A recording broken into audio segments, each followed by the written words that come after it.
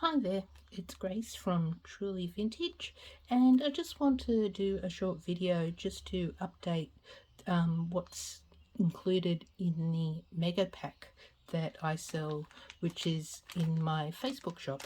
So the Megapack basically contains 100 vintage pages from a range of books.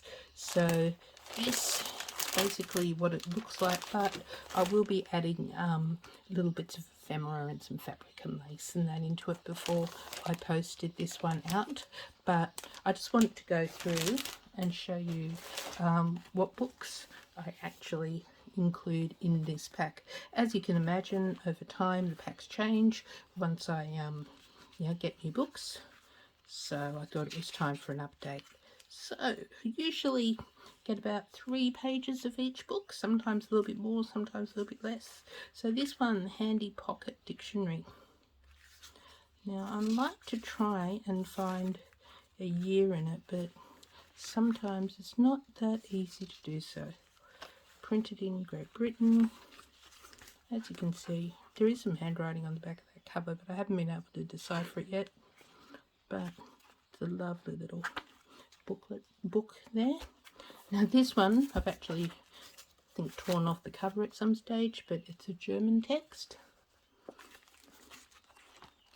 Once again, some lovely aging around the edges on that one. Okay, home management, so a little recipe book, basic recipes. It's quite interesting looking back through some of the recipes that we used to use. So this one does have a ring binder, so the pages are actually torn out, so you will have a rough edge on the side. Sorry, just trying to see if there's dates. I'd say 50s, looking at that one. Okay, the Modern World Encyclopedia, 1935 on this one.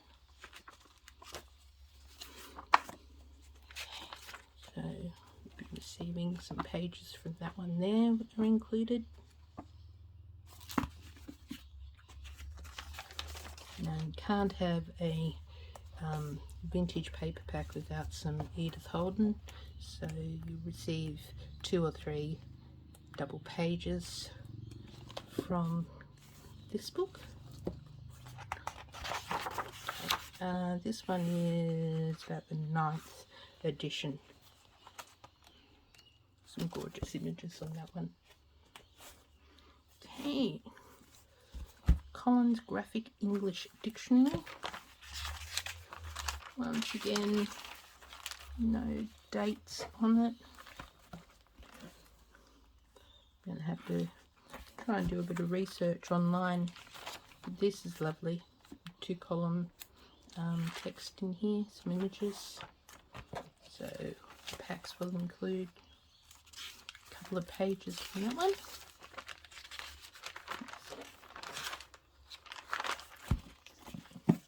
Goes over there. Oops, upside down. New German Dictionary. 1963 this edition is. So you receive a couple of pages from that one as well. Okay, just making a bit of room here. Okay, the next pile. So like I said, you get about, I say 100 pages. Usually it turns out to be a little bit more, and I like to mix up the different sizes. So this one we have a short history of English literature, and this one is September 1947 edition, from Chaucer to Shakespeare.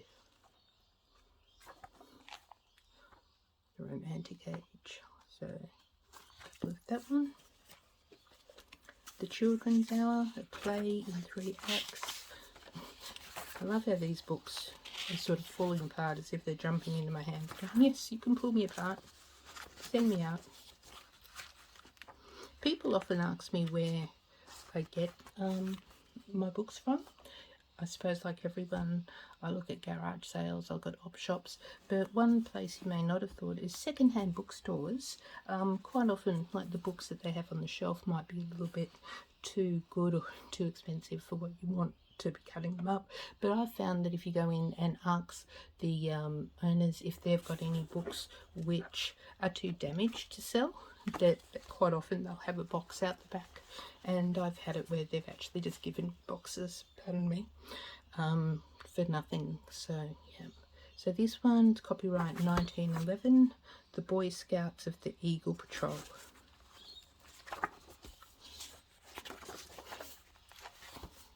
Yeah.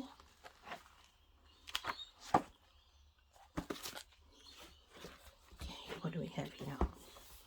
So, Battle for the Mind, a Physiology of Conversion and Brainwashing. How interesting. 1957 this one is. Now, someone obviously was using this one as a textbook. There's the word underline, there's some notes on some of the pages as well. Okay. Colin's National Decimal Reckoner. Okay, this one's 1971. Okay, how to convert cents to pence, interest rates. So it's always good, I think, to have a couple that just are a little bit different from the usual just text, and they're not all flowers and butterflies. Alright, a couple more. There's some music sheets. There. Okay, these annuals. Now this one is what went into the packs I was making today. That's a 1936 written on that one. What I love about these, how thick that paper is. It's fantastic for making tags. So, receive a couple of those pages. Arthur Mee's Book of 1000 Beautiful Things. Christmas 1925. And this one. Some lovely images. Yes, poems.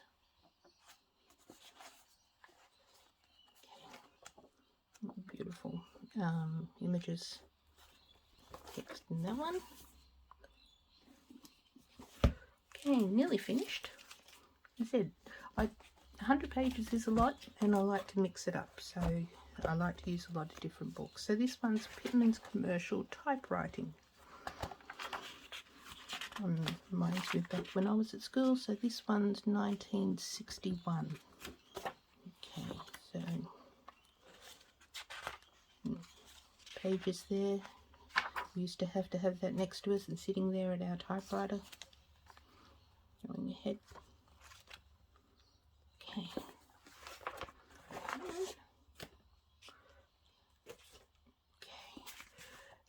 Each pack's got a couple of pages from this, the Concise Household Encyclopedia. This one is edition 19. I think there was about, here we go, 52 parts. And took a bit of investigating, but they were actually published in 1931. So ranges from G for garden to G for gastric ulcers. I suppose it was the old day internet, basically. So a couple of those pages. Now you'll notice with these ones, a couple of them, they're quite large. One thing I make sure is I don't fold up pages to pop them into when I send them out to a customer. I like to leave them flat. This means using bigger envelopes, which costs a bit more, but I think it's important that you're not receiving it with creases through it. The producer's review, June 15th, 1941. Once again, I've got a couple of these, so it might not be this exactly one that you might get. This published in Toowoomba, not far from where I am. Fantastic with their ads. I love cutting out these and using them on bookmarks, things. Sometimes interesting to go back through and look at some of the prices as well. That one, Shrubs in Colour. Some lovely books, some lovely floral illustrations in this book. The Frampton Flora, once again, lovely watercolour illustrations. That one there. And finally, Good Housekeeping Cake Making. This one is. No, I don't think this one's actually got. No, it doesn't have a date on it. Looking at it, I would say late 50s to 60s. Okay, then we've got some lovely illustrations there. And so that's basically what the books that I've used for the latest supply of Megapacks that I'm creating. I keep these out separately from my other books so that if I run out of what's in the shop, I can make some more and they'll be the same as what's in here. Obviously different pages, so yeah, but that's basically the books that I use. If you see any books here that you think, oh, I'd love to get 20 pages from that cookbook, or 10 pages from that Ready Reckoner or something like that, please contact me. I'm more than happy to put together specific orders for people. Also, if you have a specific topic that you want, I've got to tell you a story. Last week, my grandson, who loves crafting with me and loves to come into Gigi's room to do his collaging, he and I went to the markets, local markets, and he bought himself a cuddly penguin. And then when he got back to Gigi's house, he decided he wanted to do some craft, so he was going to make a bed and a dish and everything else out of cardboard boxes that I've saved for him with his penguin. And I said to him, oh, do you want Gigi to have a look through her books and see if she can find some pictures of penguins for you? Well, you'd be totally surprised the amount of pictures of penguins that I found in my encyclopedias and bird books, and just so many. And he had them all over this cardboard box, and he even collaged like a blanket and all that. And when my son came to pick him up, he's like, how did you know he was going to pick a penguin? And I said, I didn't. I said, but he could have picked any stuffed animal and come back to Gigi's house, and believe me, there'd be books on it. So yeah, if there's any topic that you're after, pretty sure that I can help you with it. Okay, well, thank you very much for listening, and happy crafting to you all. Bye.